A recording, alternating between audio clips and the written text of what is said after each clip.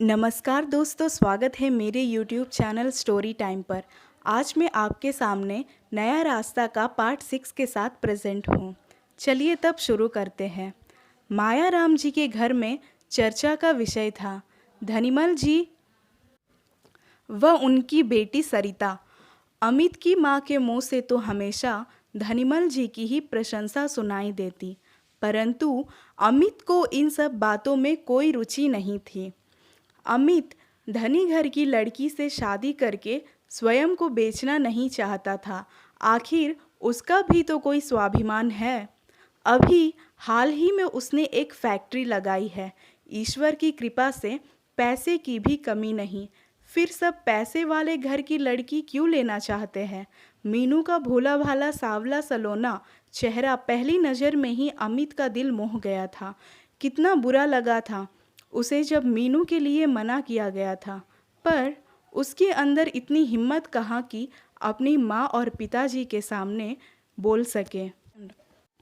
एक दिन उसने माँ के सामने कहने का साहस किया, माँ, तुम सरिता से ही मेरी शादी क्यों कराना चाहती हो? क्या तुमने उसे देखा है जो तुम इतनी उतावली हो उसे घर में लाने के लिए? नहीं, मैंने उसे देखा नहीं है, परंतु उसका फोटो तो अच्छा है।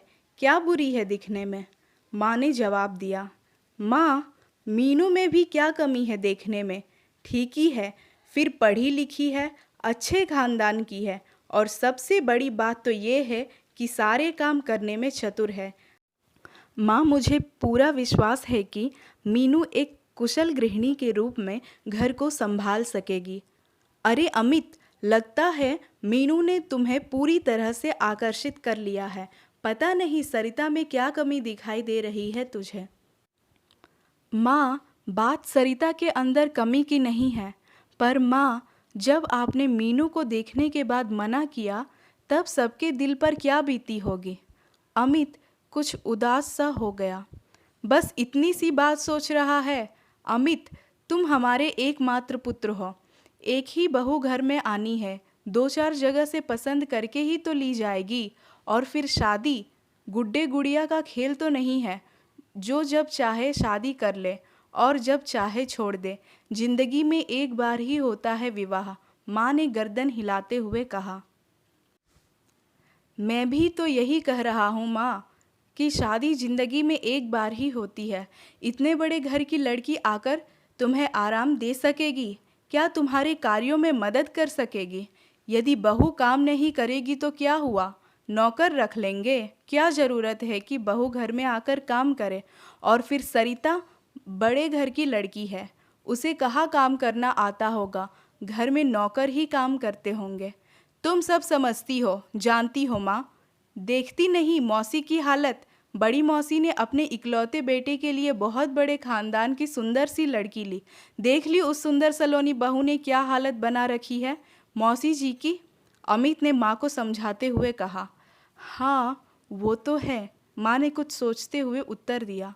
मौसी जी ही घर का सारा काम करती रहती है। यदि किसी काम के लिए अपनी लाडली बहू से कहती भी है तो वह यही उत्तर देती है, माँ जी, मुझे नहीं आता यह काम, मैंने तो अपने घर में कभी नहीं किया है।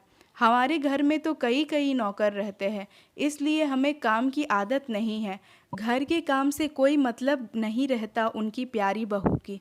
वैसे हाँ, क्लब जाने में उसे कोई परेशानी नहीं होती।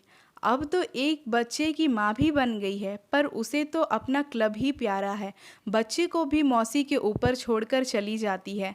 माँ, एक दिन मौसी जी के घर गया था। मौसी को तेज बुखार था, परंतु उस बुखार में ही वे घर का सारा काम कर रही थी और साथ ही उस छोटे बच्चे को भी संभाला करती थी। मुझे तो बहुत अधिक दया आ रही थी मौसी जी पर। अमित ने अपने विचार माँ के सामने प्रकट किए। अमित की बातें सुनकर माँ को यह आभास सा होने लगा कि न जाने बड़े घर की लड़की उनके घर में आकर एक अच्छी बहू के रूप में रह सकेगी या नहीं। अभी उन दोनों बातों का सिलसिला चल ही रहा था कि इतने में बाहर एक कार आकर रुकी। धनीमल जी ने उस कार से उतरकर घर के अंदर प्रवेश किया। उनके पीछे पीछे उनका ड्राइवर फल की पेटी लिए आ रहा था। घर में अमित के पिताजी नहीं थे, इसलिए अमित ने ही उनकी कुशल क्षेम पूछकर उन्हें सम्मान के साथ बिठाया। पिताजी की अनुपस्थिति में उनका ही कर्तव्य था कि वह घर आए मेहमान का स्वागत करें। धनीमल जी के साथ आई फल की पेटी अमित को एक आँख भी नहीं भा रही थी। वह समझता था कि वे अपने पैसे का जादू डालकर सबको मोह लेना चाहते हैं। जब अभी रिश्ता पक्का नहीं हुआ तो फल किस बात के। अमित से रहा नहीं गया, उसने धनीमल जी से पूछ ही लिया, ये फल क्यों ले आए हैं आप? इस सब की क्या ज़रूरत थी? धनीमल जी बोले, बेटे कश्मीर के 4 पेटी सेब मंगाए थे। मैंने सोचा एक पेटी अमित बेटे के घर भी ले चले। खाकर देखो बेटे, बहुत मीठे सेब है। उनकी यह बात सुनकर अमित को क्रोध सा आ गया। इससे पहले कि वह कुछ जवाब देता, पिताजी ने कमरे में प्रवेश किया। पिताजी के आते ही अमित उठकर बाहर चल गया और माँ के पास आकर बैठ गया। माँ ने उसका उदास चेहरा देखकर पूछा, बेटे क्या बात है, इतने उदास क्यों हो गए हो? माँ, अभी कोई बात नहीं हुई है, रिश्ता तय नहीं हुआ है और धनीमल जी फल की पेटी लेकर आ गए हैं। कहते हैं कश्मीर के मीठे सेब हैं। जैसे कभी हमने मीठे सेब खाए ही नहीं हैं।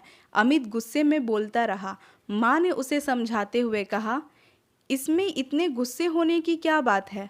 जब संबंध जुड़ जाता है तब खाली हाथ नहीं जाते हैं। ऐसा ही उन्होंने किया है, इतना गुस्सा करने से क्या फ़ायदा है? अच्छा माँ, तो तुम भी उनके ही पक्ष में बोल रही हो।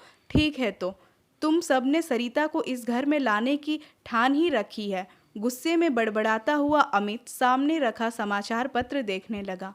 धनीमल जी उस दिन सरिता को दिखाने के लिए तिथि निश्चित करने गए थे। तो दोस्तों, हमारा पार्ट 6 यहीं पे समाप्त हो रहा है। हम पार्ट 7 के साथ जल्द ही मिलेंगे। नमस्कार।